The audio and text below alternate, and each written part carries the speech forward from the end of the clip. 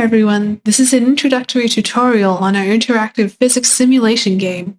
In this tutorial, we will go over how to install the game, get it running on your local computer, basic controls and navigation, as well as some basic tasks and interactions that you can perform in the game. In later videos, we'll showcase form-finding experiments in accordance with our Technology 1 course, so to download the game, follow the link that was provided with this video. It'll lead you to this box folder. Once here, simply download this zip file. We can do that by right-clicking on it and choosing Download. Now, I already have this file downloaded.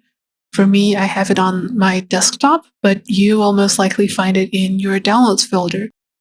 So once we have the zip here, we can unzip it by right-clicking on it and choose Extract. As you can see, I already have it extracted, so let's double-click to get into it. And once we're inside, we can see this newest collabviewer.exe file. Double-click on that, and we have entered the game. So we'll be greeted by this login screen, and you can enter whatever name you like into the username field. We are going to use this name here. And in this drop-down menu over here, we can see three options. There's a host a session, join a session, and local session. These two options are for online multiplayer, so we won't be showing them in this video. Instead, let's just choose local session and click next. So here we are in the menu of the game.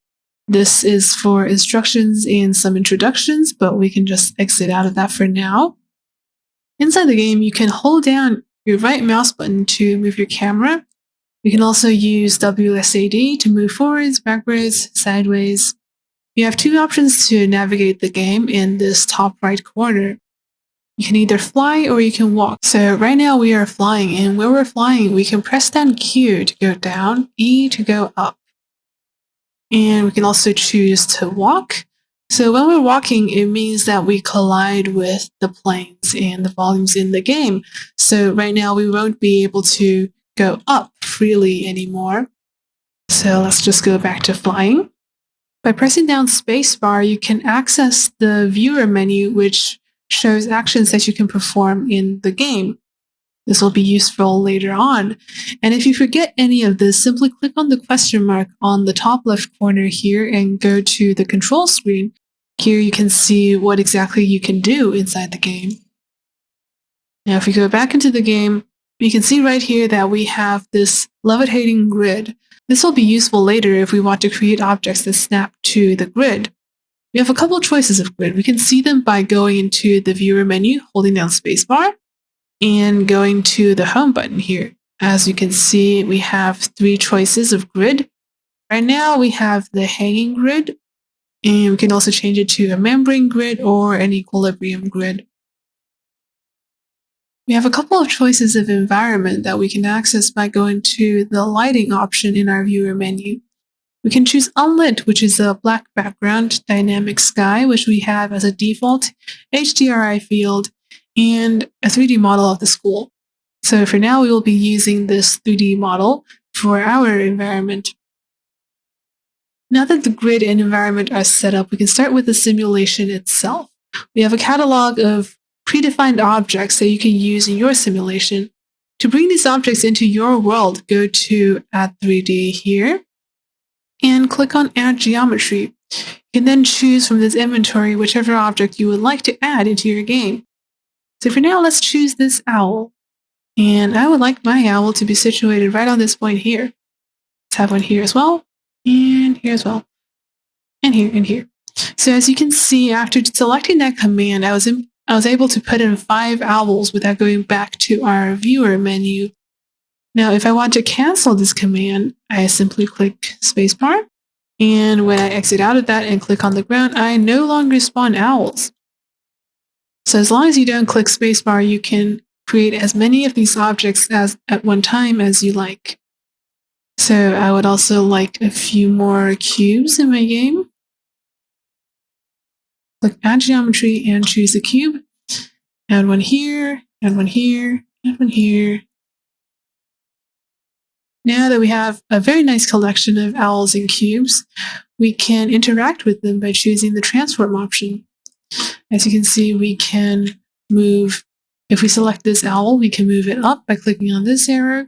We can rotate it to the side, and we can also move it down. Let's keep it up.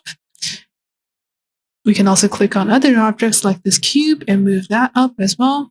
It's clipping with the owl, so let's move it up a bit more. We can also move this owl up, move it forward a bit.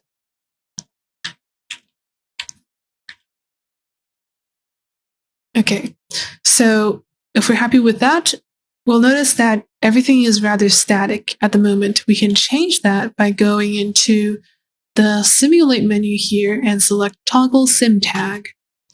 Now, if we click on an object, we can see this green ball surrounding it that says Sim. This means that when we start the simulation, this object will obey the laws of physics and most likely it'll fall to the ground. So we can toggle the sim tag on for this as well, this owl maybe, this block.